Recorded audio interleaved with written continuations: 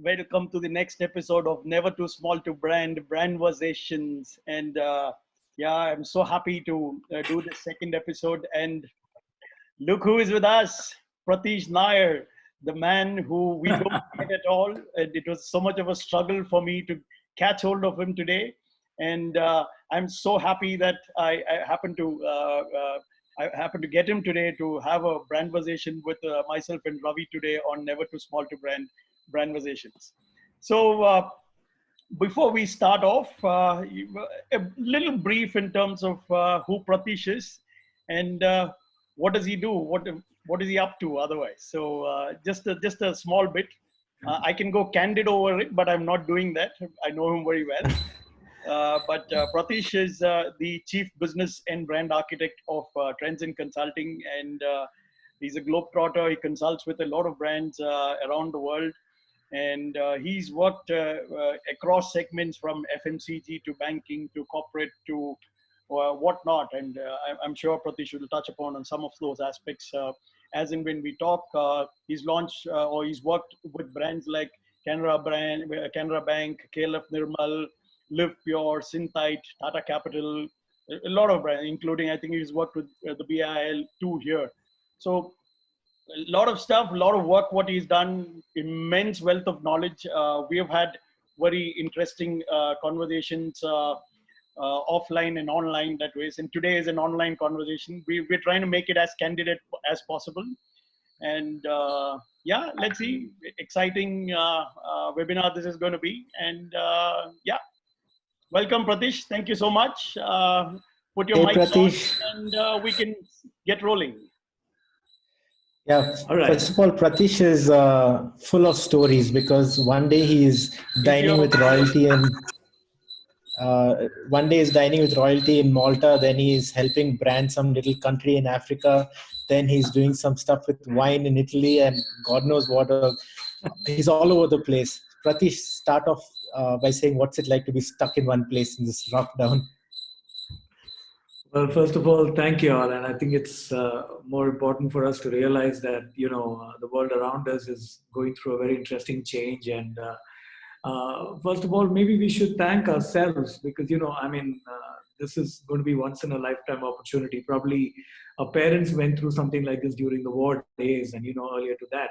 But this is going to be a change for all of us, and a complete breakaway of literally the kind of thinking that we carried till now. And for some reason now, all that thinking that we had from the past might not even be applicable. So that's a good start because it's about creating this new age thinking that we need now.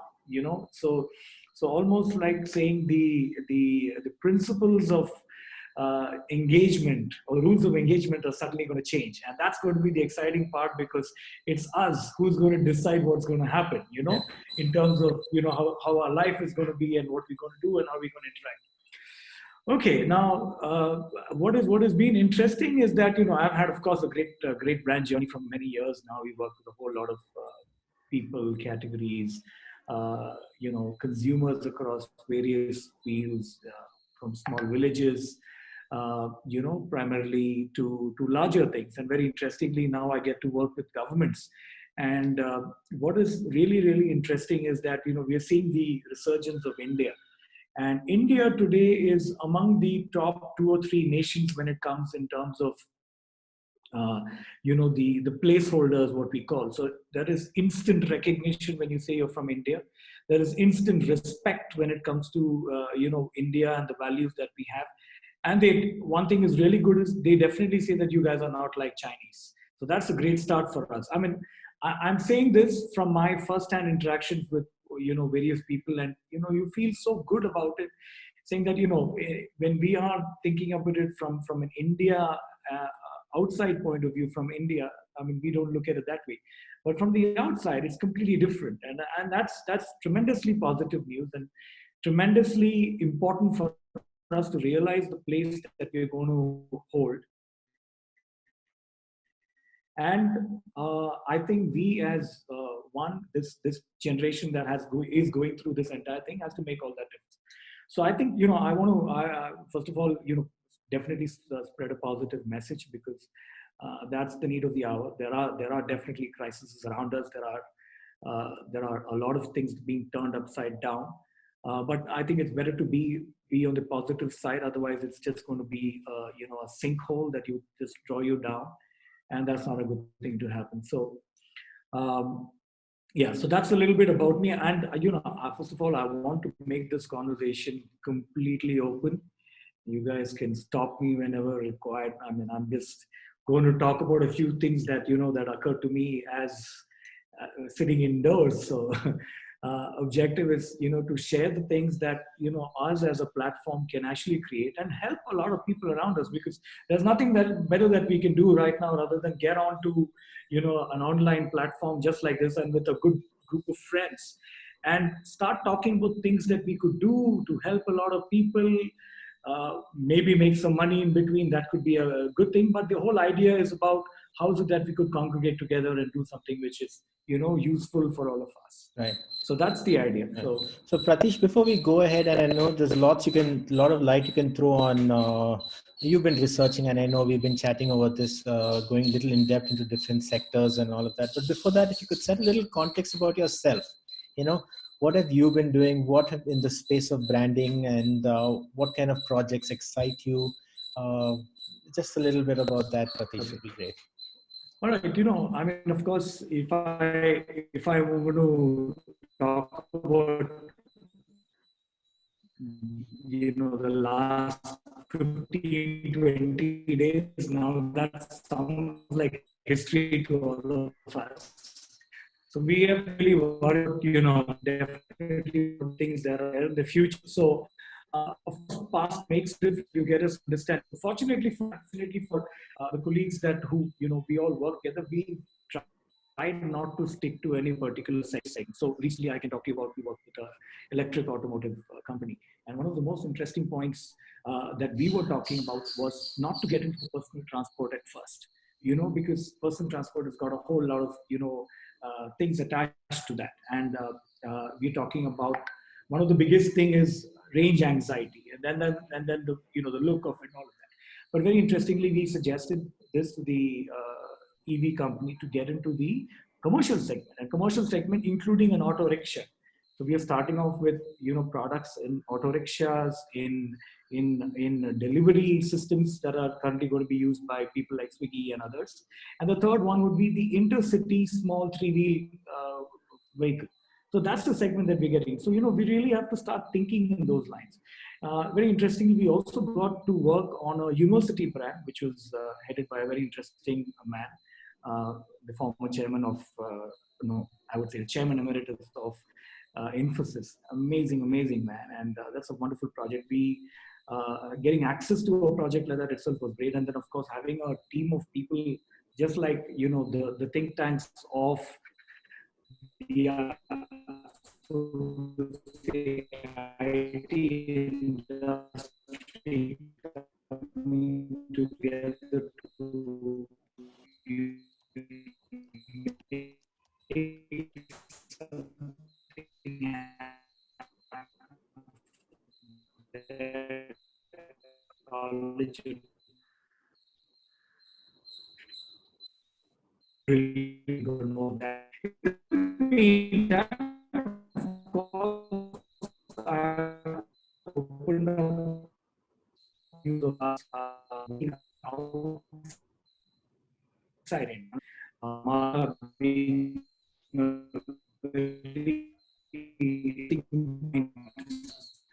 Pratish, we are not able to hear you properly. I don't know whether you're. That's very unique. The last four.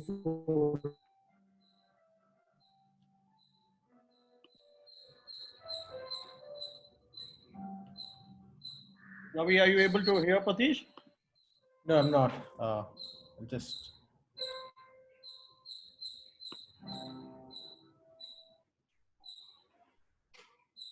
Let's see if we can just. Pratish, you're back.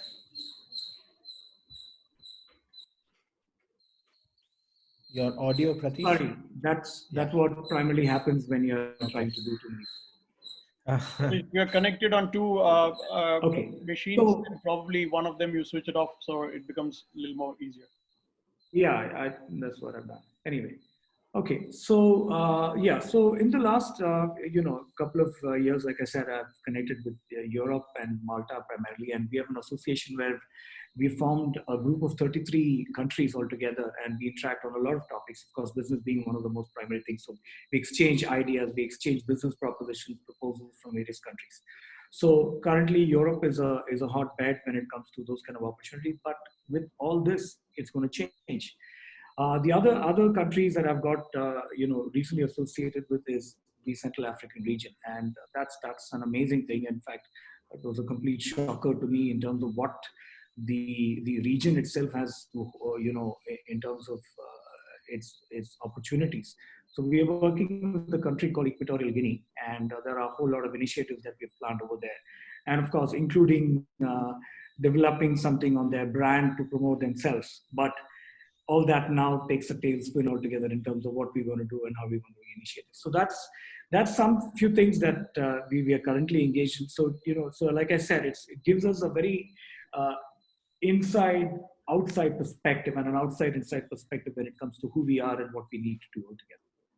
So what are you all So talking yes, about? You, all of you from the 33 countries now today in the context of what's happening. What's anything interesting? well, Any interesting I insights? think yeah. So currently, I think one of the biggest worrying factor is that travel, uh, tourism, and the related businesses between countries is going to take a hit completely. Okay. Now that is going to have a lot of repercussions, of course, also from an India point of view, wherein we are looking at I mean, look at the outbound travel industry from India, and then also the inbound. We get almost about few million travelers into India. Another question is, what is it that, how is it that's going to actually affect us?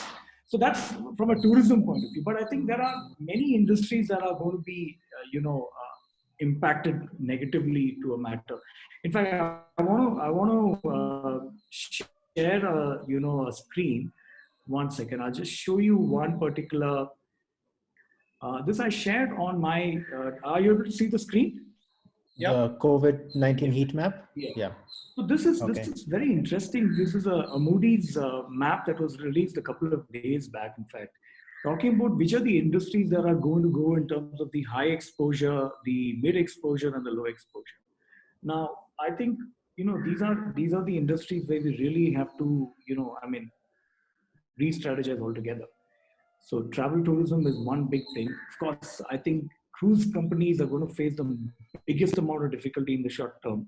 Passenger airlines, retail, global shipping, apparel, automotive manufacturer, automotive suppliers, consumer durables, and things. So these are literally the high exposure things. So what we can do is we can start talking about specifics, but I think that's probably sometime during the conversations.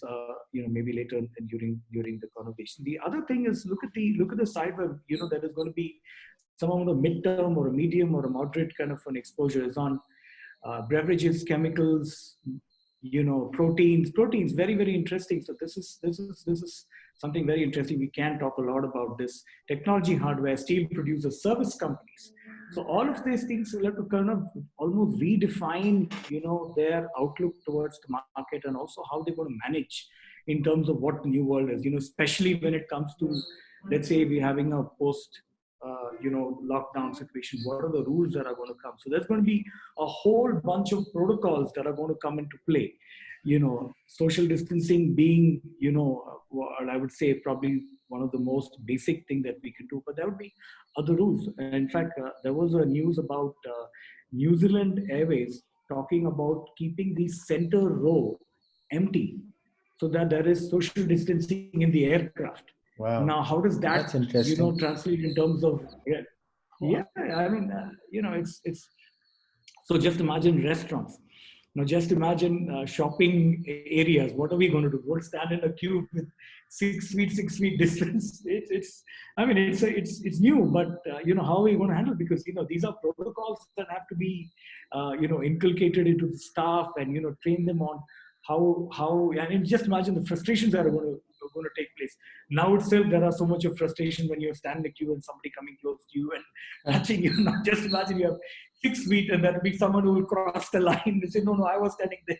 All of that. So I think, I'm just making a joke out of it, but it's not a good thing. But protocols are going to, we don't even know what those protocols are going to be done. Who's going to define these protocols? So there is going to be a lot of debate around that when it comes to public spaces or public interaction points altogether. So yeah. Okay, so Go just ahead, Ravi. I think before Ravi pitches in the next question, just a small announcement. Anybody has any questions to Prathish or any one of us, please feel free to put it into the chat group which is there, and we will pick up those questions at a later point and bring them back to context here. And Pratish, there I've been getting some messages that people can't hear you well, so I think you might have to come closer towards the mic and talk, so then you become more audible. okay. All right. Yeah. So, Pratish, it's interesting. There's a theme that's going around right now. What was the first reaction when they announced a lockdown? A lot of us wanted to buy what's really important to us in our life, and this is kind of showing through in this little heat map that you're talking about, right? Some things don't get affected, but what's getting really affected are the so-called indulgences, things that we don't really, or we can push for a later day or later time. So how does this work? If you could start with telling me a little about that, what do you think You the know, game should be for this bunch? if I were to probably put it in simple terms, and I think that's important for us, rather than use a lot of things. People are going to feel jittery. Yeah. People are going to be very anxious. The single most reason is they've lost a sense of control, because now what you thought you could do, suddenly you just cannot. So, I may be wanting to, consume something, eat something, or go out. All of those practices are all gone out the window. So there is, so you're losing a sense of control. Now, this is where people will start saying that, where do I start? What do I do? The levels of frustrations will start increasing there. So now also we have to understand that, look, this could be, or hopefully not, one of the many things that are going to affect us. Now, if it is going to be, continuing in this manner, this entire, consumer psychology of being jittery, being anxious, is going to be completely remain buoyant. Now, that's where we would start seeing a lot of, changes in behaviors, in consumption patterns, in terms of our own expectations of Pratish, products and your voice is coming. Your voice is breaking up. we have realized that, the practice of yesterday suddenly doesn't hold good. Really, we have to start anyway. Are people going to ask the same amount of questions? What are the new questions going to be? What are the difficulties that we're going to face? So there are going to be a lot of those things based on this whole. Literally everybody is going to be anxious. It's about losing control. All right. Now, one thing that probably came up in the last 10 days or 15 days is this new generation of shopper who wants to hoard things. Now, literally, we'll have to all check our own baskets as to what is it that we wanted to hoard.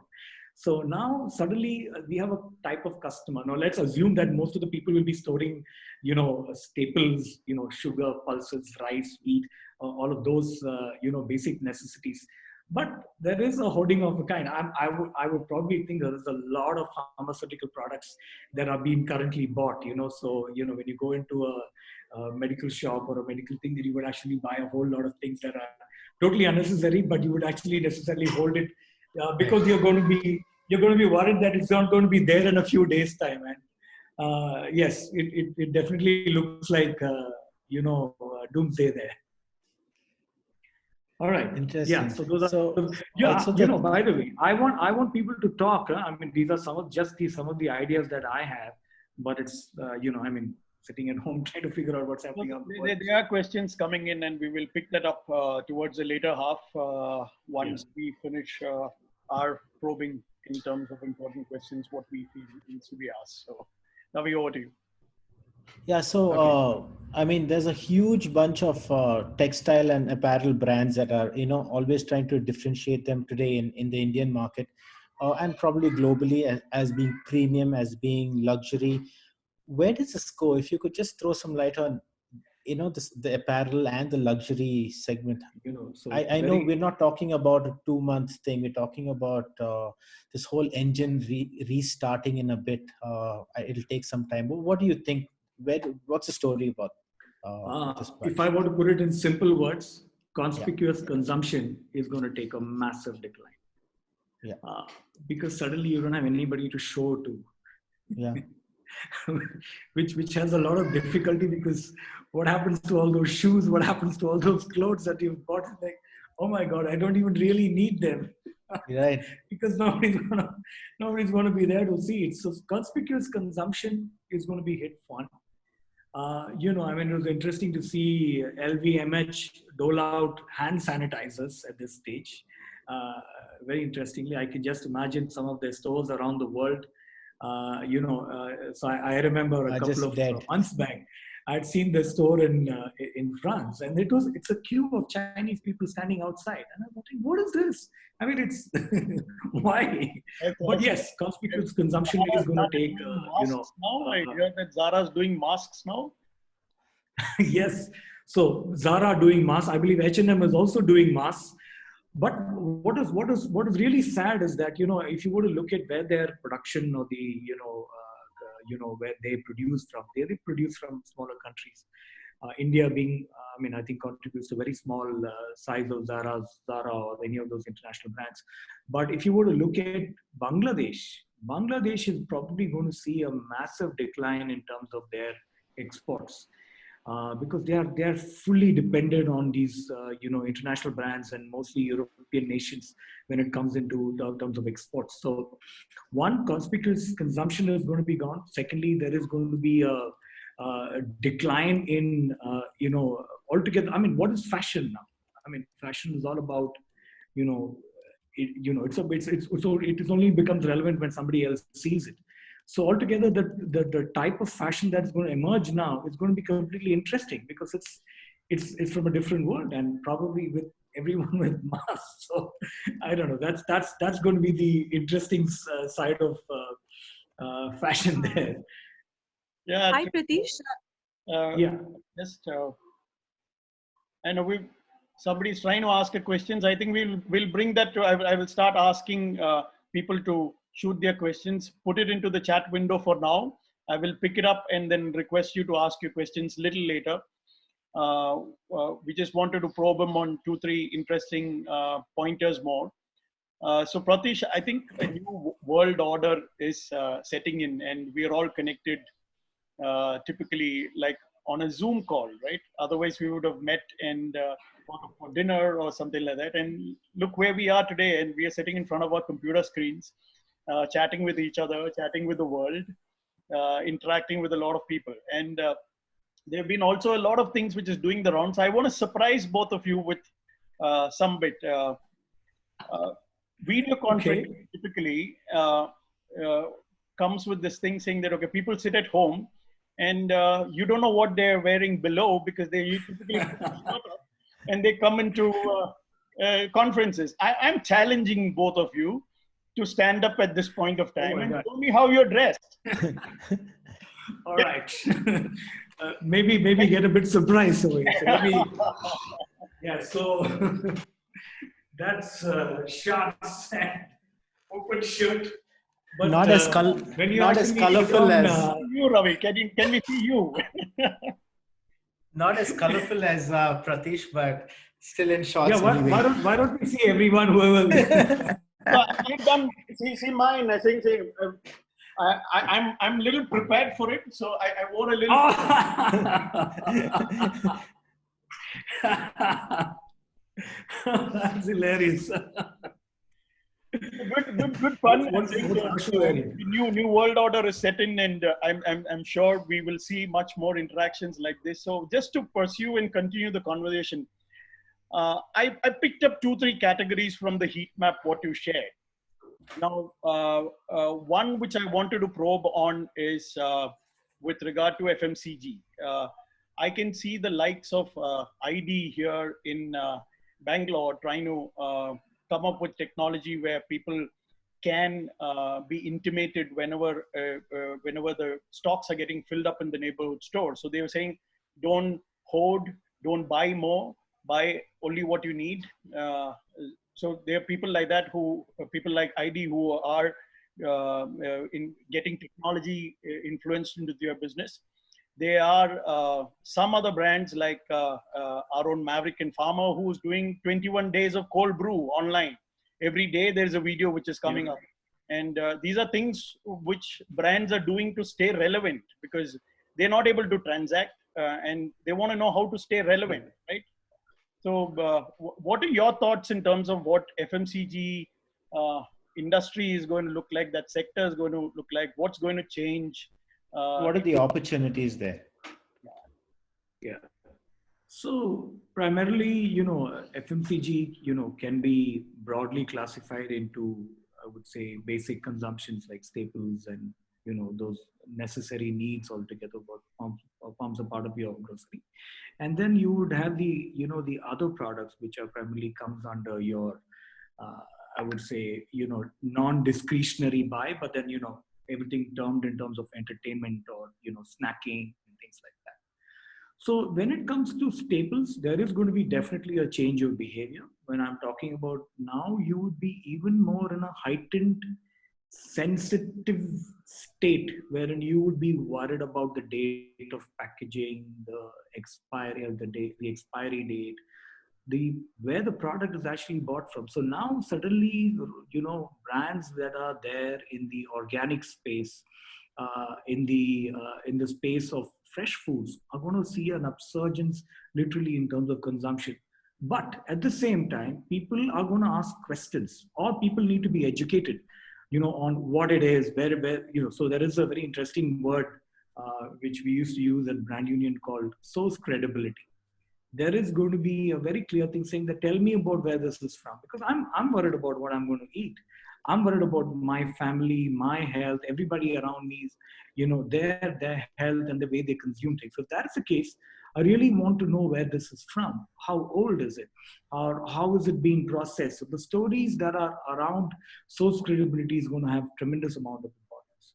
Now for non-discretionary, so let's say staples and things like that we'll start seeing, of course, there's going to be hoardings that is going to happen. So some of the stores, including what I just read today about Big Bazaar and all of that, have reduced the number of, so for example, you cannot buy more than 5 kilos of sugar. You cannot buy more than 20 kilos of atta at a time. So, of course, Indians will try to find a way around it, but still coming that for every single bill, you're allowed to bill all over again. So that's how, these are new behaviors that we are going to see altogether. We were not used to it. So we need to figure out as to how brands will actually play, because you are in one way, you're going to be curtailed in terms of consumption, because each family is not allowed to hoard more than X amount of value or X amount of kgs altogether. But for non-discretionary products, so let's say beverages. Now this is where you would start seeing a change. There would be movement towards healthier products.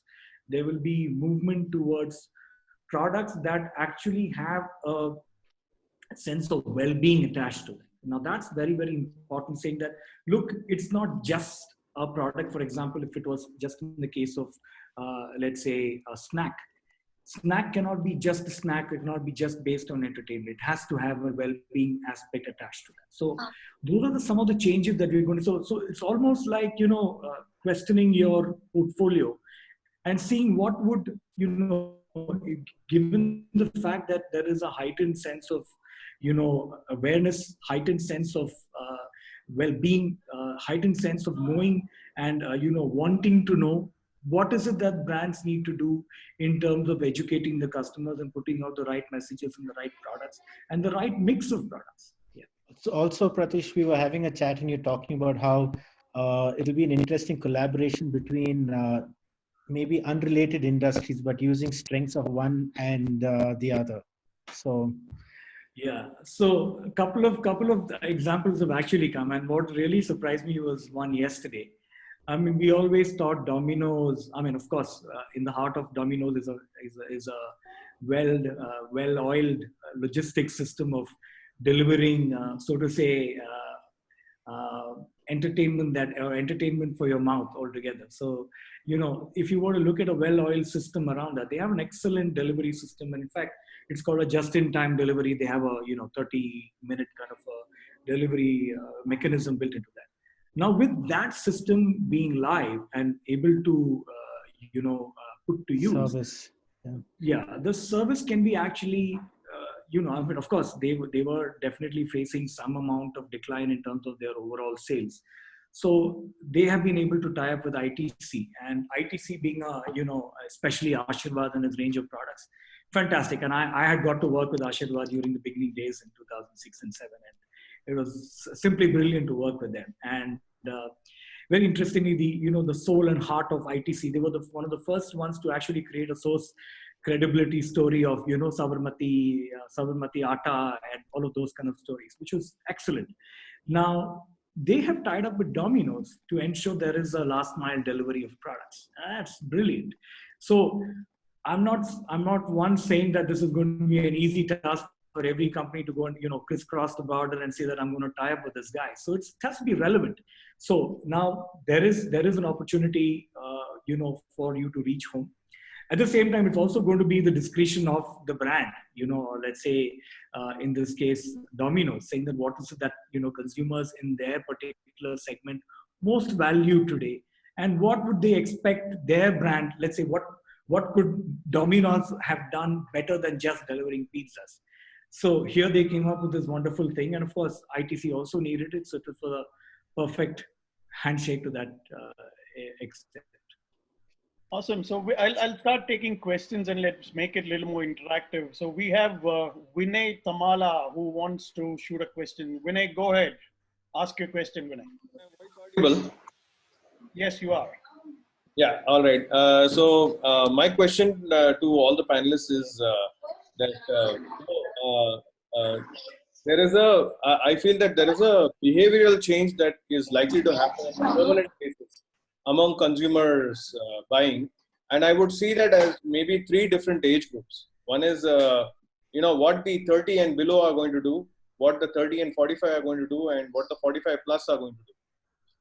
I feel that we have been given a particular situation which is in many ways ideal. You see the pollution outside and the way the environment has recovered, nature has recovered is amazing, right? And all for just a 2-week shutdown of human beings. So how does the panelists, and there's a whole story to this, right? How do the panelists see this? I feel that the younger age group, the behavioral change will be permanent. I feel in the middle age group, the behavioral changes could be temporary. And in the older age group, they just go back to their old ways because they are too stuck to their habits. I'd like the panelists to throw light about what you think about this kind of a perspective and how it's going to change consumerism as we know it. Yeah. Okay. Let me start by what I believe. So I mean it's still early days because we haven't gone onto the street to actually find out our behaviors. Right now, there is a lot of assumptions that have been created. But nevertheless, there is going to be definitely a lot of change across the segment. Now, if you were to divide it into what would the younger people care for, what would be the mid-days care for, all of that. But there are, so for example, let's take a simple thing like alcohol consumption, or let's say UP and a couple of other states have banned the consumption of tobacco-related products, including chewing gum. Now, for the next X amount of months, they've not even said how long. And today's newspaper talks about how Wrigley's is trying to, question the government, saying that what does chewing gum have to do with it? Now, everybody has their own legitimate reasons. So just look at it from a, consumption point of view of, people who consume tobacco products, people who consume chewing gums or, those kind of products altogether. There is definitely a change. Because it's not available, first of all. Secondly, obviously, with such a massive lockdown period, there is going to be, changes in your own behavior when it comes to, you'll be conscious. You'll be really conscious about what, how you're going to consume it, where you're going to consume it. Now, for that matter, if somebody were to spit, which is a quite a disgusting habit, to have altogether, it is going to be questioned. Earlier, it was you would just ignore it and probably walk by, but now it's going to be questioned, saying that don't do this, and people frown upon you. So behavior altogether across segments are going to change, definitely, because of, one, the new protocols that are going to come into play. Secondly, the types of products that are going to be available. Now, there would be some products that might, for example, alcoholic beverages are going to face a lot of difficulty in terms of even keeping the shops open. So Karnataka and a couple of other states are talking about keeping the alcohol shops open only for 3 hours during a day.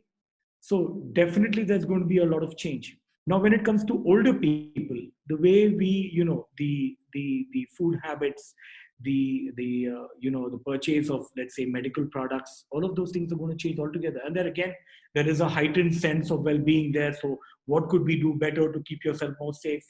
Masks, hand sanitizer, these are things that we didn't even know, as maybe 20 days back, it didn't even matter. But suddenly, in a house, you have like literally hand sanitizer for every single person in the house. So behaviors are going to depend upon the protocols that are set, and that's going to dictate a lot in terms of each category of people. So too early days to, I don't know, my personal opinion is a bit too early to define how everybody would behave, but there are signs of it coming. So I like thinking that there would be a lot of takeaways and a lot of drag from the behavior what is kicking in now. I was reading another report which is to do with media consumption habits, and what I could typically say is like the non-prime time has become prime time today.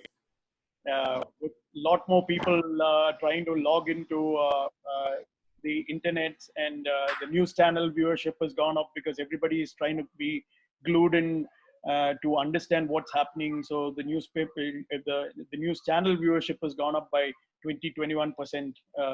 So a lot of changes happening. How much of it is going to continue into the future, God only knows. But there is going to be trends which is emerging from this. Like just a small observation, like very good point. The print has actually convinced the government to talk on their behalf. The print medium has actually asked the government to speak on their behalf to protect the medium, saying that the newspapers are safe.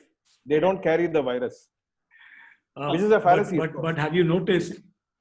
Yeah, Vinay, have you noticed the thick, maybe 50-page economy at Times of India is now down to 12 pages. There are no ads. What are you going to do? There are no sales. In fact, any of those things actually don't make sense. So consumer durables, sales, all of those kind of things are going to change. So, a newspaper that used to be, almost like an encyclopedia at one point of time is shrunk. So, in fact, I have a very interesting tweet, a good friend of mine just sent me this yesterday. It says, it's funny how the economy is about to collapse because people are only going to buy what they need. Essential. It is scary. It is it's bizarre, but it could be the truth. So the focus is shifting to essentials, is what your point is, saying that okay, even any brand which is positioned as a very aspirational brand, you'll have to bring back the focus back to essentials. Correct. I have a small point to add in this line. I would say that as consumers, as human beings, we are not used to being closed up for long times, right? So when the lockdown ends, I feel there will be a surge in buying habits, because buying also brings us happiness to some extent as consumers. So there will be a surge before there's a correction. But how do you fund that surge? Stock market surges and there's a correction. Yeah. So next question is from Nidhi. Nidhi, you want to shoot, or do you want me to ask the question on your behalf? So, Hi, Pratish. Hi. Good to have you. So Pratish, I really liked your reflections on how the brands like H&M and Zara would they are of course participating in the way they can, but they have definitely contributed a lot in uh, what we have as the fashion industry is a lot of mass production. So I am into handmade products. What would you suggest? Like, these are really tough time for us, and when the economy gets back, people would definitely not get into shopping like we've been just talking last few minutes. What would you suggest people like me who are very small but we're very focused group, but uh, as strategies, what should we do in these tough times? Okay, when you say handmade products, what would it entail? These are hand embroideries. We are into revival of handmade embroideries. So Okay. we are very small people, but we've also got a very big setback in these times. And like when I see people when they get back, they'll go to essentials, right? So where do we No, stand now, and very, what very, do maybe. I mean, it's good thing that you brought this up. Home decor is actually going to see an upswing. Think about it, because you're going to be spending more time at home. You want your house to look good. So definitely home decor is, in fact, there is definitely a lot of talk about that, talking about, home textiles, home based decor will see kind of an upswing. But primarily from a consumer point of view, here is where you might need to talk about where your products come from, if there is some antibacterial treatment, all of that is which is being done, that could probably add value. And also to demonstrate, so what happens is that, primarily when it comes to home decor, it's like, seeing is believing. So if you have a certain design that that you have come up with, and there is a wonderful story behind it, please remember there has to be a wonderful story behind it, first of all. So the story has to be good, and what the design is all about has to come across.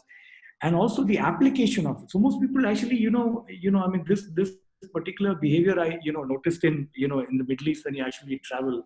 Like will also comment on that. Say it's called they say something called same mada.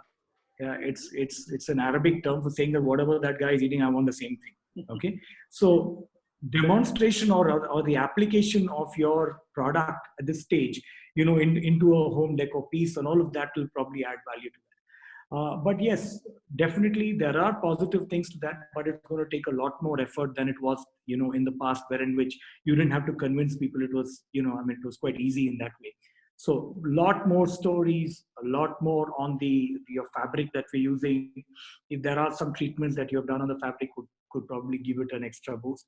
And then the fourth thing would be the application and demonstration of Thank you. Thank you. Yeah. Yeah. So next, Rahul, are you there? Rahul, you want to shoot the question? It's on travel and tourism.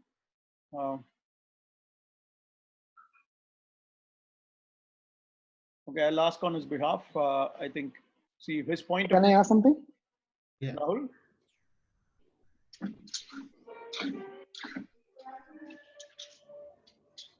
Yeah, go ahead, Rahul.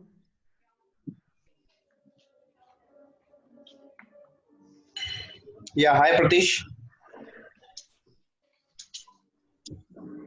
Hi, I'm listening. Go ahead. Yeah, hi, I am actually from travel and tourism industry. I agree you that this industry is badly affected, but don't you think that after a certain period of time when things will get normal, there will be a boom of more than 400, 500% as people will get frustrated staying home? Good point. Yes, I think first of all, we all have to hope for the better. So that's one positive thing. But I think what we have to understand is we may not be able to follow the earlier principles of what travel was altogether, because it's no more just going to be a leisure activity. Now you're going to, so these are what we call as, consumer lenses. It's like, I'm going to have so many filters saying that, listen, if you don't follow within 1, 2, 3, 4, 5 filters, you're not even going to be considered. So for example, if I were to say now, talk about the cruise business, just imagine the reluctance in people's minds saying that even if they were to be given a, let's say, a massive package, the fear that has been set into people's mind, you just don't want it.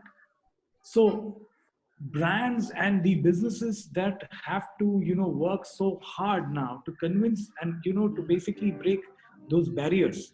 Now we really don't know what those all, because with the lockdown continuing, we don't even know what those new sets of barriers that are going to be. So first of all, clearly understanding what those barriers are, and how do you take it down. So for example, if it's a resort, let's say on a beach, suddenly a crowd of maybe 100 200 people would actually scare you. Or let's say, a buffet would scare you. You think that, do you really want to have a buffet at this stage? So then they will ask, what is there in the buffet that actually makes sense to me? Is it healthy? Is it being sourced from the right kind of a place? So there is, again, like I said, a heightened sense of, well-being in everything. So I have a whole set of lenses that I've created now. Travel companies have to realize that it's not going to be, back to square one. Definitely not. There is going to be a lot of, it's going to be very clear that consumers are going to take utmost care, and the brands have to take utmost care in answering them. So, it's not just about providing a fantastic beach and a great looking view in your room. Like, how safe is it? So it's almost like saying your, Maslow's theory is going to be turned upside down for a while. So your safety, security, and hygiene needs are going to be now highlighted as prime in your communication messages or your brand messages, saying that, listen, we are watertight, we offer you. In fact, very interesting, I should talk about this. Stella McCartney store, I think in one of the European countries, has opened a store which offers 95% virus-free environment in their store. I was like, wow, that's so interesting. So do hotels and resorts have to start talking about that? Do they talk about how we sterilize everything? Our food is sterilized, our staff is sterilized, there is no one with a cough and cold. So just imagine, it's again a very heightened sense. So definitely no square one, very clearly that there is going to be a new set of protocols that will emerge, and that we will know as the markets start opening up, people start moving around. Yeah, like just before the lockdown, I happened to go into a hotel, and I thought nothing of it when they came out with a little thermometer and checked my temperature before they let me in, right? And that would have been thought rude some time ago. I think they're going to re-look at the way things are being packaged in the first place to make the consumer feel safer. I think that's what's going to happen a lot more to the travel and tourism industry, and so you'll feel a lot safer even booking a ticket to a place or buying into a resort or a package. And I'm things like if I cancel, your money back guarantee, all of those things, is my room safe? This. I mean, my toiletries, my the beddings, how often is it changed? Are there any sick people in the hotel? Oh my God, it just is a crazy amount of things. So I think it's definitely not too too early to panic at this stage, because it is definitely going to see a downward slide. But when the upward slide starts, we got to be ready. So there is a lot of preemptive movement. In fact, this is what I would request all the brands, primarily in the travel tourism business, to take this time out to understand what is it that we would do differently that would make consumers feel safe and secure. And now that's going to be prime. And above that comes everything else. So this is like, again, Maslow's theory is upside down, saying that, if I can actually provide an environment where I take care of all those basic questions. Now, what are those questions? We really have to list it down, and it would, change from community to community, I guess, is nationality, national. Innovation is going to be key for everybody, I guess. Probably for all AR, VR, and all that is going to kick in terms of holidays. So I'll get into the next question now.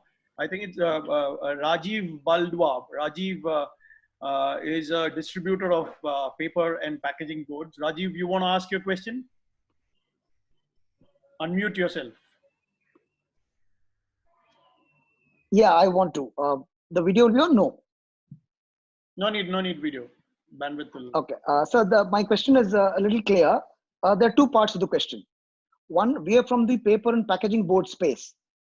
So just to understand from you, post the COVID or things settle down, whenever they settle down, and things start limping back to normalcy at least, do you think the businesses lost, the demand which have been lost in this period, will that bounce back with equal vengeance or with a higher percentage? The way somebody was asking earlier also.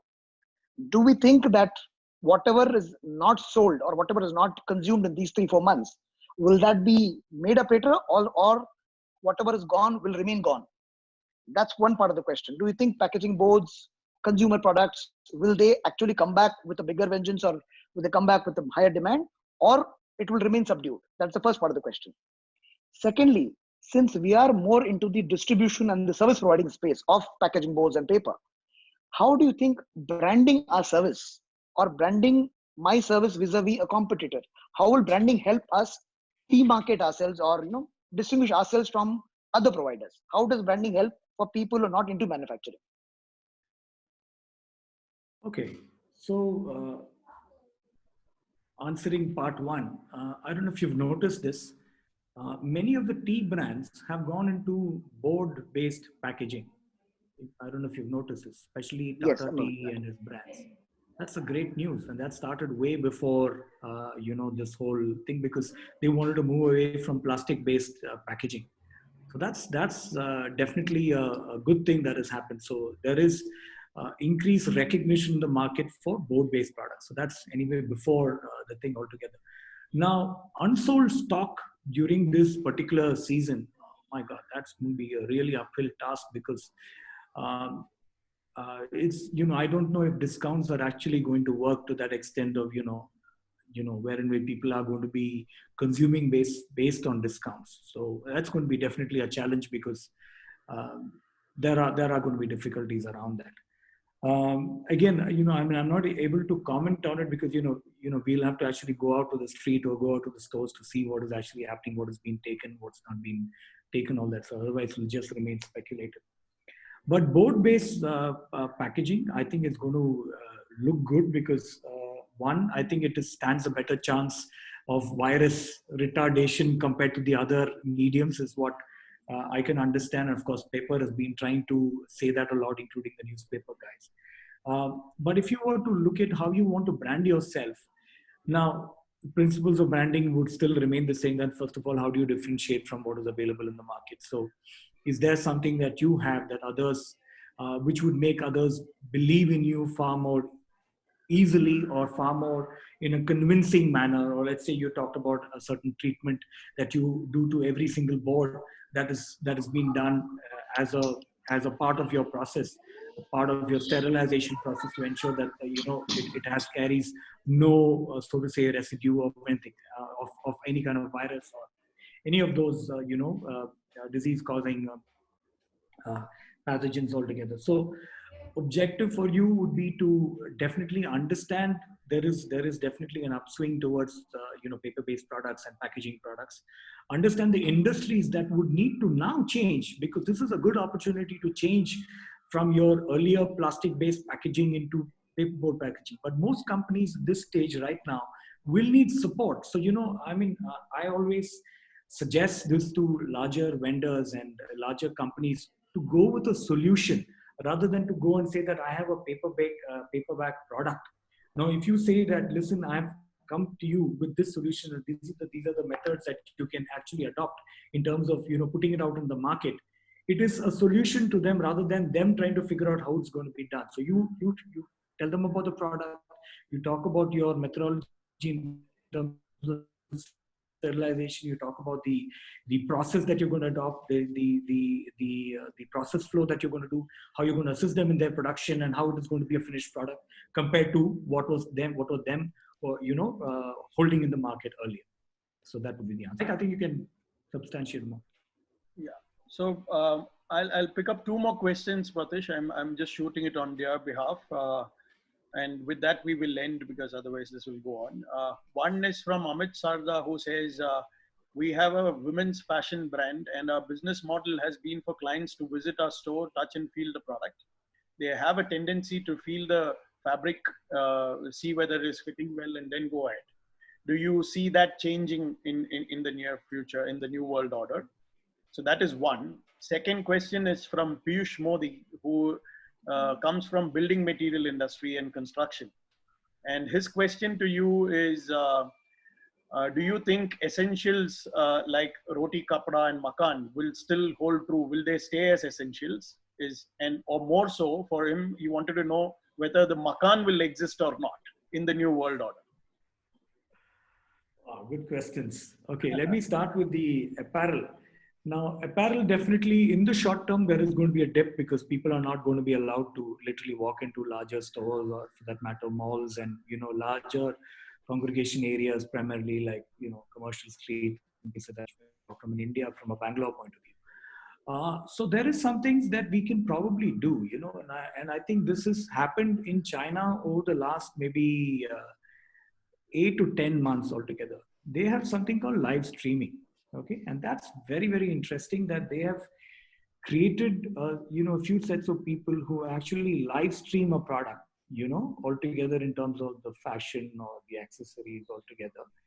And so this is like the olden days, buy on TV kind of a thing. So now it's buy on your phone. So objective is to make it more current by enabling it in terms of live stream, because that's where you can you can demonstrate whatever understand. There is no physical aspect to that, but the aspect of bringing as much realism into your live stream would probably make a difference. So where the so let's say if it's a dress of a certain type, let's say if it's an A line dress, then in that case you have to find a woman who actually fits into that profile and have it talked about. Or if it's, say, let's say a plus size clothing, we have a certain type of person who the model or the person who actually demonstrate that in a beautiful high fashion way.